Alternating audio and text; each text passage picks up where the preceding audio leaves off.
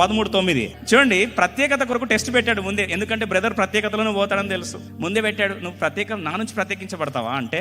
కొన్నిసార్లు అన్నారు అనుకోండి అబ్రాహం, ఏమని వేరై ఉంటావా అంటే ఏమనాలా? ఎవరో గొర్రెల కాపర్లు మన పనులు కొట్లాడుకుంటే మనం దూరం అవుతామా? నా మీద నీ కోపం ఉంటే 2 లాగి కొట్టు, నీకు ఇష్టమైతే పో అంటావా? అట్లా పోతా అనుకుంటున్నావు అనాలి కదా. గుర్తుపెట్టుకో, పిలుపులో నుండి, దర్శనం నుండి, దేవుని అభిషేకపు సన్నిధిలో నుండి నువ్వు దూరం వెళ్తున్నావు అంటే ఆశీర్వాదం కాదు నీకు అది. నాయో మీ టెస్ట్ పెడుతున్నా అని చెప్పిందా అండి రూతు ఓర్ఫాలకి?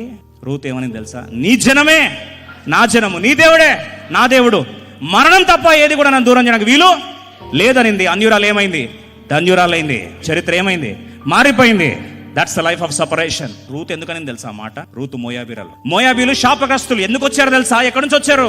లోతు నుండి వచ్చారు. మా ముత్తాతలు మూలపితరులు చేసిన తప్పు నేను చేయొద్దని ఆ ఒక అన్యురాలు అనుక్షణం వణికిపోయింది. Be careful when someone entices you to separate from your very calling. It messes your life forever.